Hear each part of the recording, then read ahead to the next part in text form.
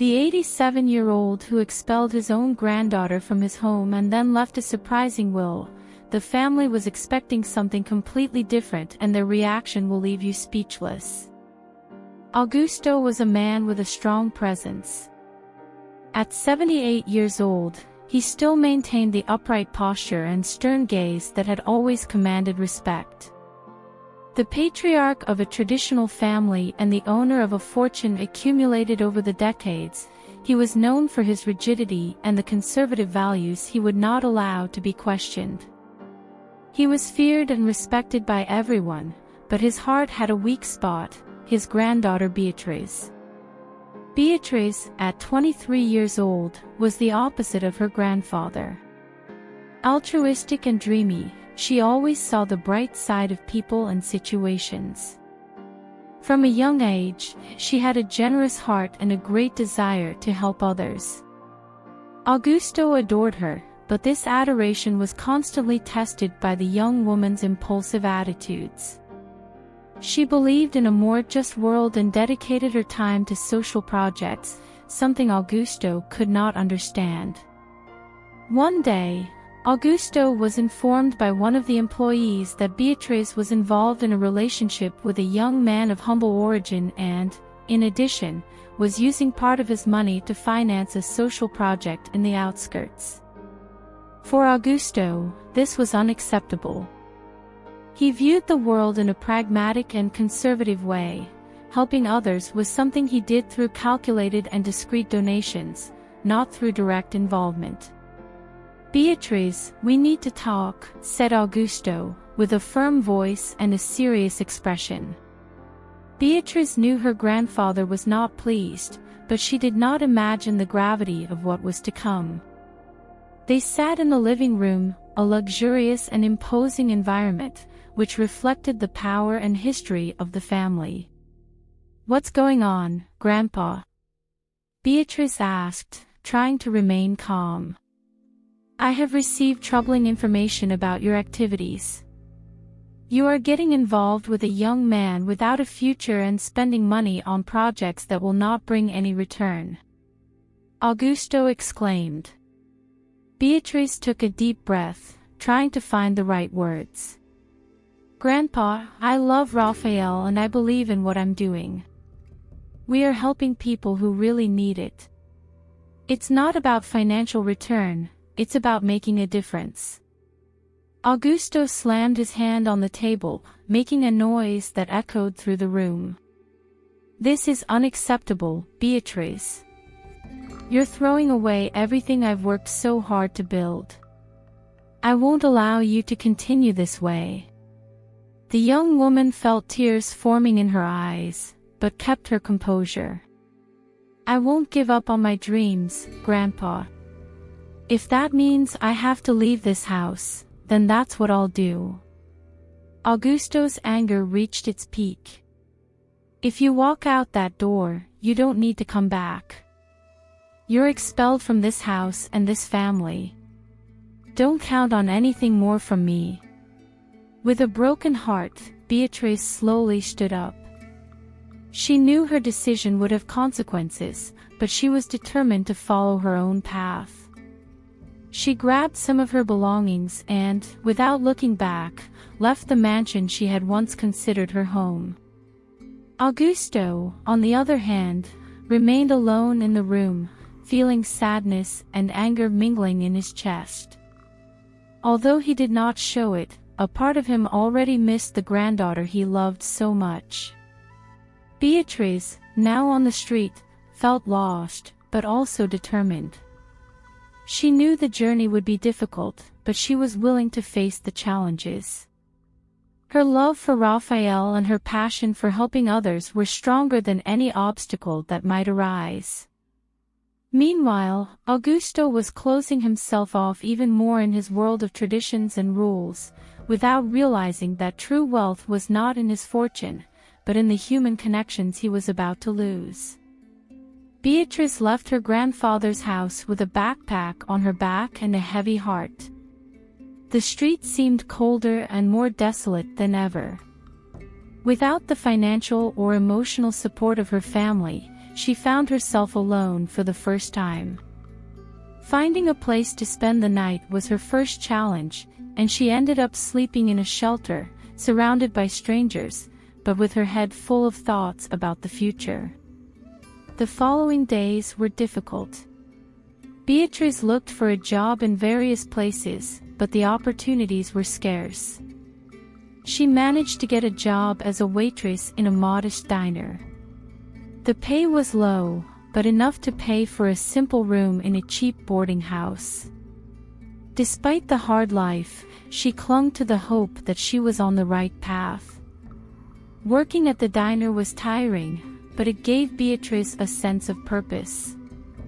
She served the customers with a smile on her face, even when the fatigue weighed heavily. Sometimes, during her breaks, she would look out the window and remember her grandfather's mansion. The life of luxury seemed distant, but she did not regret her choice. She knew she was fighting for her ideals. One night, after a long day of work, Beatrice sat on the bed in her simple room and reflected on her relationship with Augusto.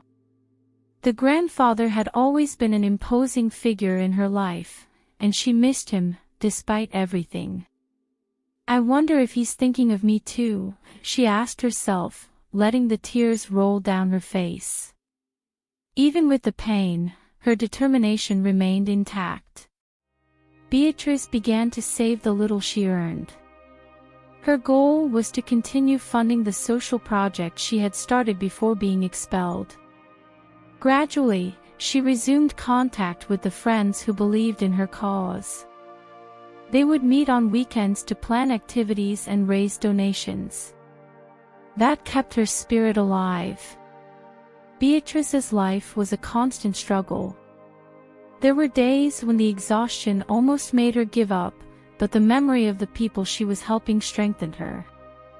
One day, "All this will be worth it," she said to herself as she cleaned the diner's tables. Her faith in the future was greater than any difficulty she faced. During the most difficult moments, Beatrice found comfort in the small daily victories.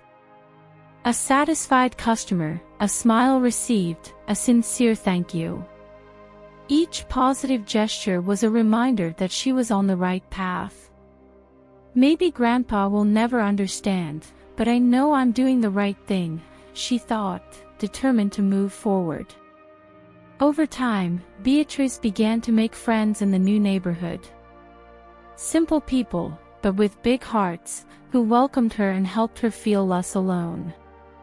They supported her social project and offered help whenever they could. The community became her new family, and that gave her the strength to continue. Even away from her biological family, Beatrice found a new kind of emotional support. The people she met along the way became pillars in her life. They encouraged her not to give up and to keep fighting for her dreams. "We'll make it, Beatrice. You're doing a great job," they would say, filling her heart with hope.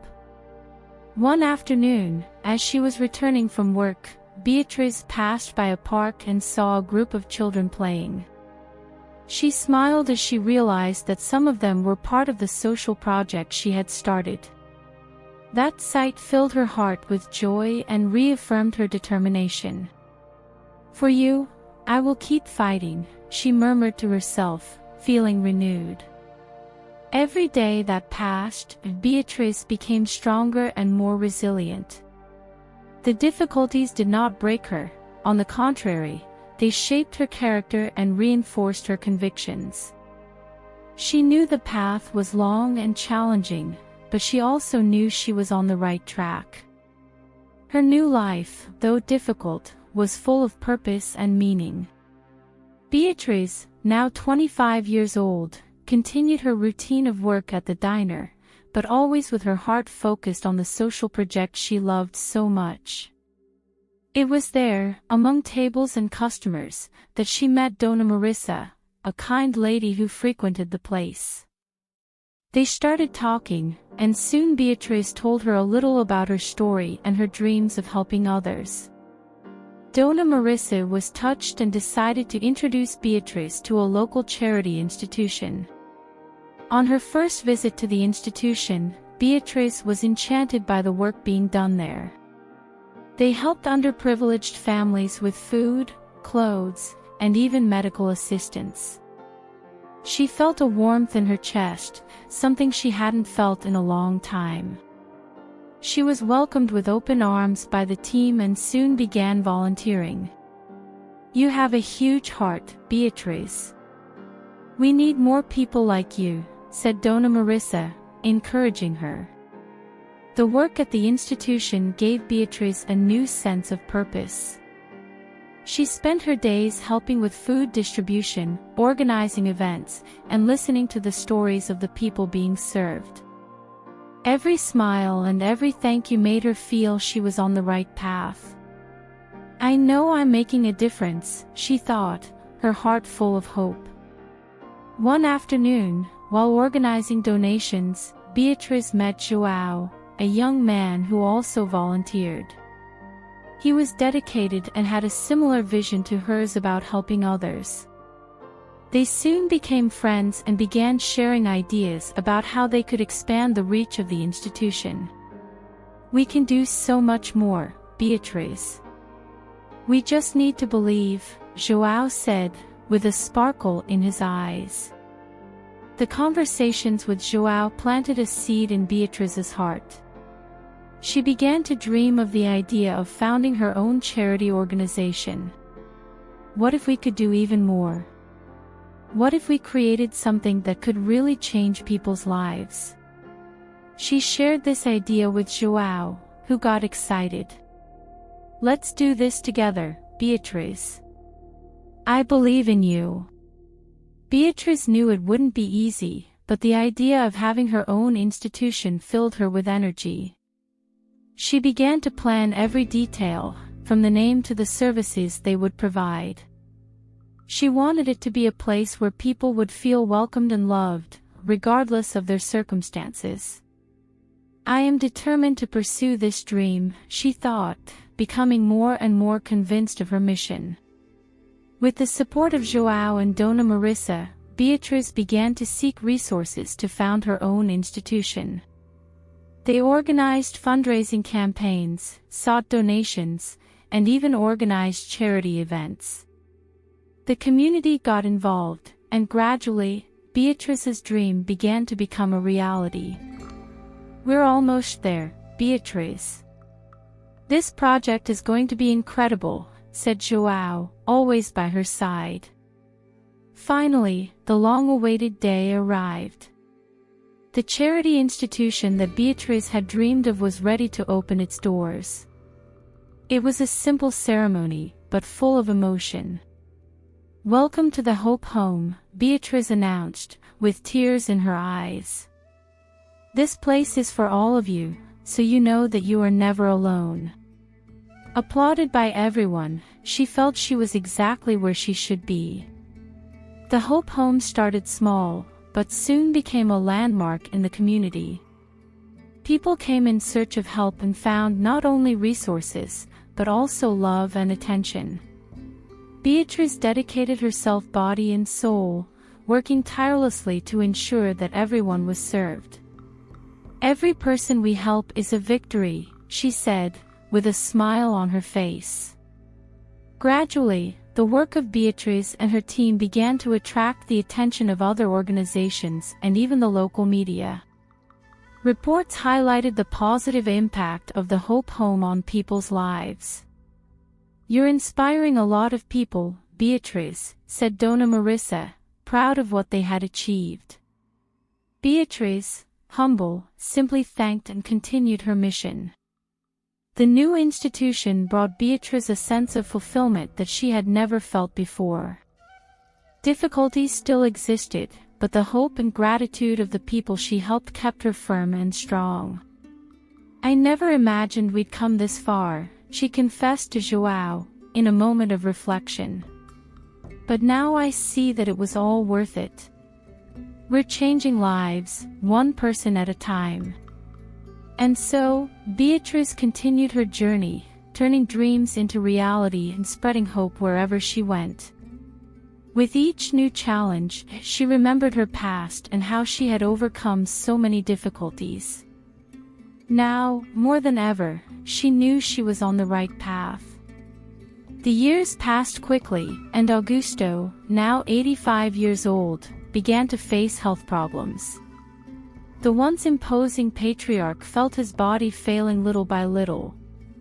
Doctor visits became frequent, and he began to depend on constant care. Sitting in his favorite armchair, Augusto reflected on the life he had lived and the decisions he had made along the way. As he looked at the old photos scattered around the room, memories of his granddaughter Beatrice flooded his mind. He remembered the sparkle in her eyes and her contagious smile. "Did I do the right thing?" he murmured to himself, feeling a tightness in his chest. Loneliness was a constant companion, and he couldn't escape the growing sense of regret. Despite his fragile health, Augusto remained proud and stubborn. The idea of seeking out Beatrice and apologizing was almost unbearable for him. "She chose this path," he repeated to himself, trying to justify the distance. Deep down, he knew that his pride was preventing a reconciliation that could bring peace to both of them. One morning, while drinking his coffee, Augusto had a conversation with his doctor, Dr. Ricardo. "You need to rest more, Augusto. Your heart can't keep up with this pace," the doctor advised. Augusto, with a distant gaze, just nodded. "I know, Ricardo. But it's hard to change after so long," he responded, with a heavy sigh. Augusto's internal conflict intensified. The nights were the most difficult, when the big, silent house seemed a constant reminder of his choices. Is she doing well? Did she manage to fulfill her dreams? He would think, tossing and turning in bed. The longing for Beatrice was a weight he carried in silence, unsure of how to face it. One day, while organizing some old papers, Augusto found a letter that Beatrice had written years ago, before being expelled. The letter was yellowed by time, but the words were still clear. "Grandpa, I love you and always will. I hope that one day you'll understand my choices." Augusto read and reread those lines, feeling the tears roll down his wrinkled face. Reading the letter brought a mixture of emotions. Augusto felt a deep sadness, but also a glimmer of hope. "She still thinks of me," he whispered, pressing the letter against his chest. But his pride still spoke loudly. "I can't simply show up after everything," he thought, trying to convince himself that it was better this way. The days passed slowly, and Augusto's health continued to decline. He spent more time at home, surrounded by memories and regrets. One day, during a conversation with his nurse, Maria, he opened up. "I miss her so much, Maria. But I don't know how to go back," he confessed, his voice choked. Maria, with her simple wisdom, responded, "It's never too late for a fresh start, Mr. Augusto." Maria's words echoed in Augusto's mind. Was there still time to correct the past? Pride and fear of rejection continued to wage a battle within him. "Maybe I should try, just once," he thought, hesitantly. But the decision still seemed distant, and the courage to act, insufficient. Meanwhile, Augusto's health worsened. He began to spend more time in bed, and Dr. Ricardo's visits became daily. "You need to do something to alleviate this anguish, Augusto," the doctor advised. "Life is too short to live with regrets." Augusto knew Ricardo was right, but he still struggled against his own demons. On a rainy afternoon, as he looked out the window, Augusto made a promise to himself. "If I have one more chance, I'll go look for her," he decided, finally. The resolution brought a slight peace to his weary heart. He knew the path would be difficult, but the prospect of reuniting with Beatrice gave him new strength. "I need to do this, for myself and for her," he concluded, determined to move forward. At 86 years old, Augusto saw his health deteriorate rapidly.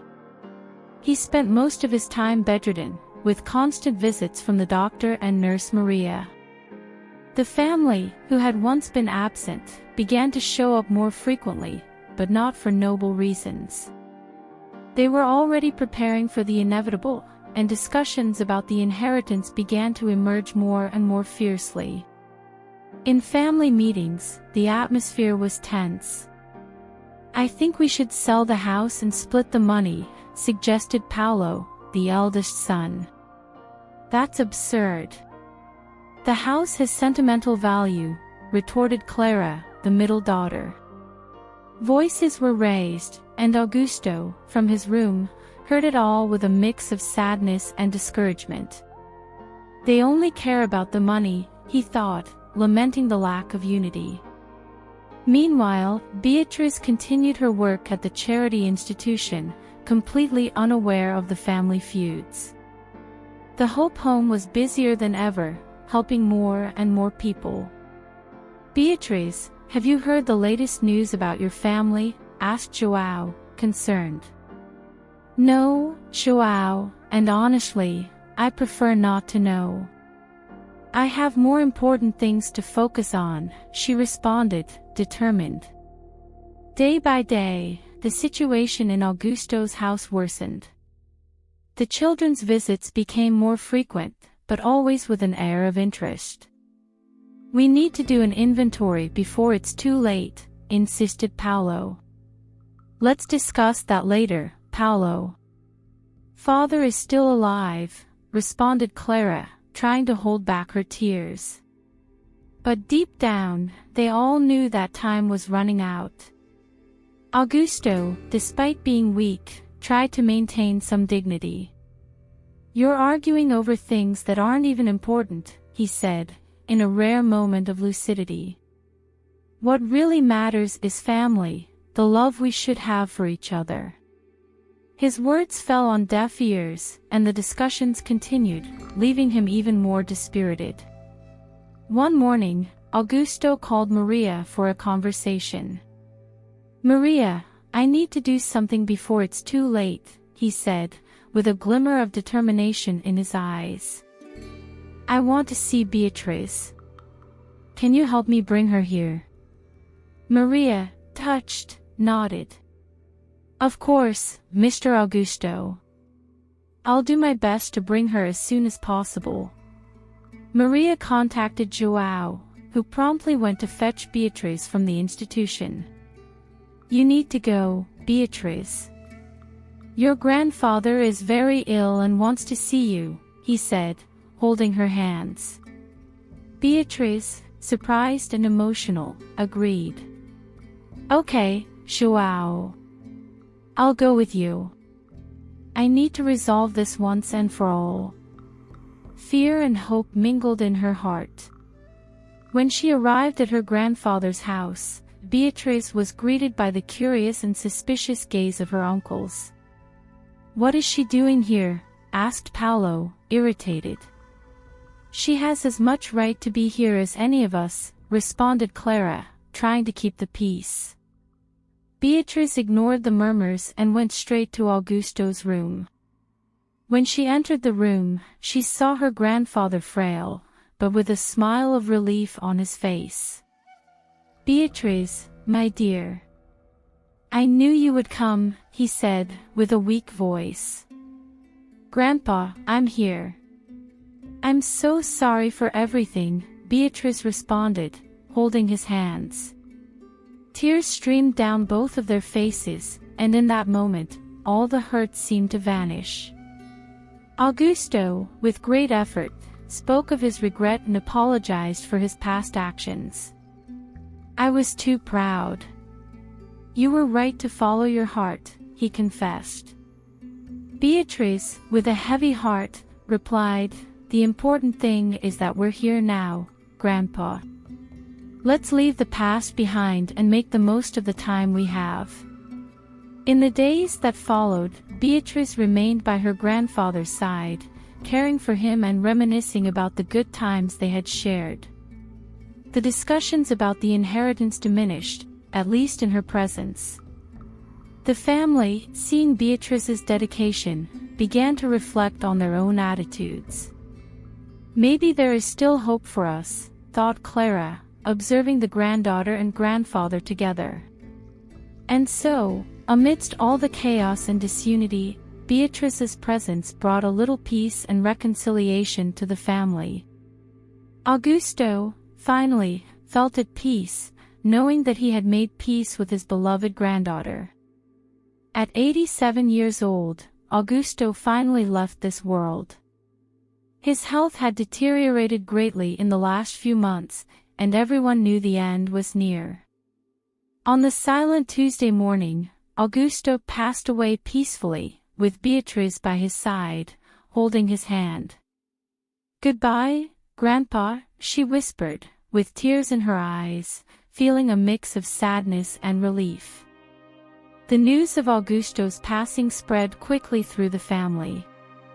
Clara was the first to arrive, followed by Paolo and the other siblings. "He's gone," said Clara, embracing Beatrice. "Yes, he's at peace now," Beatrice responded, trying to be strong. The arguments over the inheritance were momentarily forgotten as everyone dealt with the loss. The next day, preparations for the funeral began. Augusto's house was full of family and friends who came to pay their respects. "We need to organize everything for the viewing," said Paolo, taking on the role of organizer. "I'll take care of the flowers," offered Clara, trying to help. Beatrice, still shaken, just observed. Beatrice decided that she wanted to say a few words at the funeral. "I need to do this, for him and for me," she told João, who supported her through every moment. "It will be difficult, but you can do it, Beatrice." "He would be proud of you," João responded, holding her hands. Beatrice knew it would be a painful task, but a necessary one. The day of the funeral arrived, and the church was full.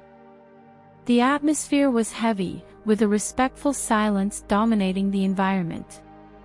Beatrice stepped up to the podium, trembling a bit, but determined. "My grandfather was a complex man, but he taught me so much about life," she began, her voice faltering. "Despite our differences, I always loved him, and I know he loved me." Beatrice's words touched all those present, bringing tears to the eyes of many. "He wanted us all to be united, and I believe we can honor his memory by doing so," she continued.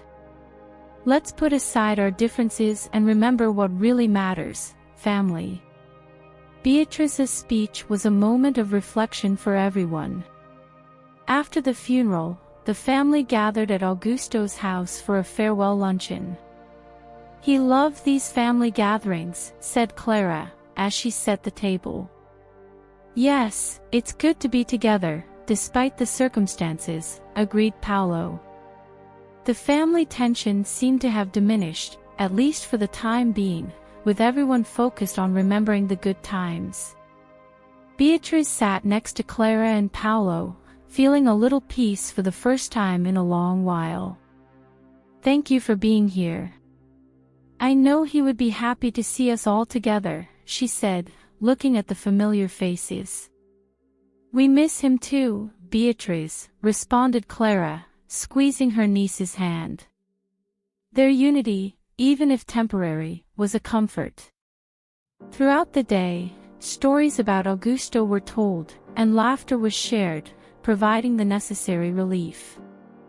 "Remember when he took us fishing?" said Paolo, laughing. "Yes, he always said that patience was the key," Clara responded, with a nostalgic smile. These moments helped to alleviate the pain of the loss. As night fell, the The house began to empty, with family members returning to their lives. "I'm going to miss him every day," said Beatrice to João, as they walked through the garden. "I know, but he will always be with you, in your memories and in your heart," João replied, embracing her. Beatrice felt grateful to have João by her side. In the days that followed, life began to return to normal, but Augusto's absence was felt by everyone. Beatrice went back to the Hope home, where she found solace and purpose in helping others. "He taught me to be strong and follow my heart," she thought, as she worked. Augusto's memory would live on through Beatrice's acts of kindness. And so, Augusto's family learned to cope with the loss, finding strength in each other and in the lessons he had left behind. The house, now empty, held the memories of a life full of highs and lows, but also of love and learning. "We will continue to honor his memory," said Clara, gathering the siblings. And united by the remembrance of Augusto, they moved forward. The living room of Augusto's house was full of family members waiting for the reading of the will. The lawyer arrived punctually at 10 a.m., carrying a folder that seemed heavy with documents. "Let's begin," he said, as everyone nervously settled into their seats. Beatrice, who was there at Clara's insistence, felt out of place among the aunts and cousins. The lawyer started the reading, first detailing some minor bequests to close friends and longtime employees. "Now, let's get to the main part," he said, adjusting his glasses. The heirs were anxious, waiting to hear their share of the inheritance. The majority of Augusto's fortune was left to the Hope Home, the charity institution founded by his granddaughter Beatrice, he announced. A heavy silence fell over the room. Paulo was the first to react. "What? This is absurd," he exclaimed, suddenly standing up. Clara looked at Beatrice, surprised, but not angry. "It seems he wanted to support her work," Clara said softly, trying to calm the tensions. Beatrice was in shock, not knowing what to say. "This can't be right. He always said the house would be mine." Paulo continued, visibly irritated. "Paulo, please, calm down," Clara intervened. "Let's hear what else the lawyer has to say." Beatrice was still trying to process the information. "I didn't know anything about this," she said, looking at her aunts and uncles sincerely. The lawyer continued with the reading of the will. In addition to the main donation, Augusto left instructions for the house to be maintained as a gathering place for the family, and for Beatrice to have the responsibility of managing this property. Clara sighed, relieved to know that the house would not be sold. "He wanted us to stay united," she commented. Paulo was still outraged. "This is unfair. He should have divided everything among us." Clara tried to calm him. "Paulo, he made this decision thinking of what was best. Let's respect his wishes." Beatrice, still surprised, finally found her voice. "Guys, I really didn't know about this. But I'll do my best to honor what he wanted." The reading continued with some minor details, but the majority of Augusto's fortune, including investments and properties, was destined for the Hope Home. "He really believed in the work you do, Beatrice," the lawyer said. Beatrice felt a mix of pride and responsibility. "I'm going to use this to help even more people," she promised. After the reading, the family members began to disperse, still murmuring about the surprise. Clara approached Beatrice. "I'm happy for you, dear. I know you'll do a great job with this money." Beatrice hugged her aunt. "Thank you, Aunt Clara. I just hope I can honor his memory." Paolo, still upset, approached Beatrice. I don't agree with this, but I hope you make good use of this money, he said, a little reluctantly. Beatrice looked at him with understanding. I'll do my best, Paolo. I promise. The tension between them seemed to diminish, even if slightly. In the following days, Beatrice began planning how she would use the legacy left by her grandfather. We'll be able to help so many people, João, she said, enthusiastically. And all thanks to Grandpa. João smiled, happy to see Beatrice so motivated. He knew what he was doing, Beatrice. And he knew you were the right person for it. The family, despite the initial shock, began to accept Augusto's decision. Clara organized a meeting at the family's house to discuss the future. Let's move forward as he wanted, united, she said, looking at each of the attendees. And so, with the support of everyone, Beatrice began a new phase in her life, determined to honor her grandfather's legacy. Beatrice was sitting in her grandfather's garden, reflecting on the reading of the will. Augusto's decision to leave the majority of his fortune to the Hope home still surprised her. He really believed in what I was doing, she thought, feeling a mix of gratitude and responsibility. The afternoon sun illuminated the garden, and she felt her grandfather's presence in every corner. Paolo and Clara approached slowly, still trying to process everything that had happened. Beatrice, we need to talk, said Paolo, in a calmer tone than before. Clara nodded, supporting her brother. We want to understand better what you do at the Hope home and how we can help, Clara added, looking at her niece with affection. Beatrice was surprised by Paolo's change in attitude. Of course, I'll explain everything, she said, smiling slightly. The Hope home is more than a shelter, it's a community. We help people get back on their feet, offering not only a place to stay, but also emotional support and job opportunities. Paolo and Clara listened attentively, beginning to grasp the importance of Beatrice's work. I never really understood what you were doing there, but now it makes sense, admitted Paolo, visibly moved.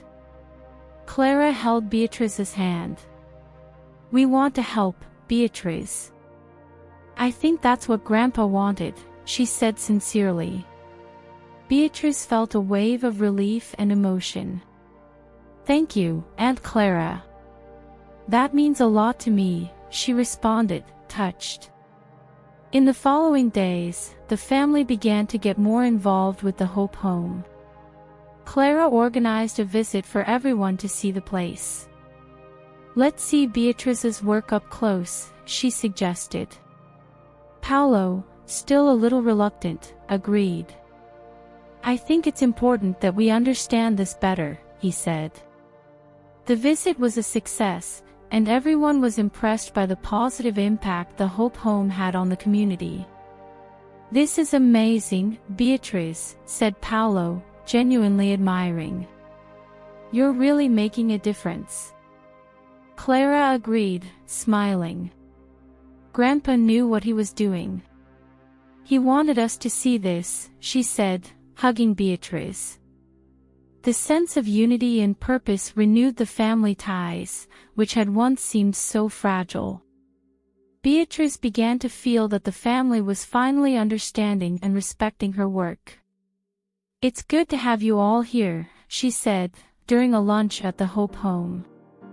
We're all in this together now, Clara responded, raising a toast. Paolo, though still a bit serious, was clearly more open and willing to support the cause. Gradually, everyone began to contribute in different ways. Clara organized fundraising events, while Paolo used his business skills to help with the financial management of the Hope home.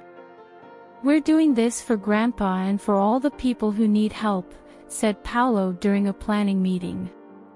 Beatrice felt a deep gratitude and pride for her family. Over time, the Hope home grew and became a symbol of redemption and unity for the family. "I never imagined we would be doing this together," Beatrice remarked, looking at the new wing of the shelter they were building. "Grandpa would be so proud," responded Clara, her eyes shining with emotion. The family was more united than ever. In the end, Augusto's decision not only benefited many people in need, but also healed the wounds of the family itself. "I think he knew this would bring us closer," said Paolo, during a family meeting. "He always knew what was best for all of us," Clara added. Beatrice felt an immense inner peace, knowing that she was honoring her grandfather's true legacy. And so, the Hope home continued to flourish, with Augusto's family working together to keep his memory and values alive. "We're all in this together, forever," said Beatrice, as everyone raised a toast in honor of their grandfather. The unity and love of the family were the true inheritance left by Augusto, and Beatrice knew that he would always be present in their hearts. Well, folks, what an emotional story, isn't it?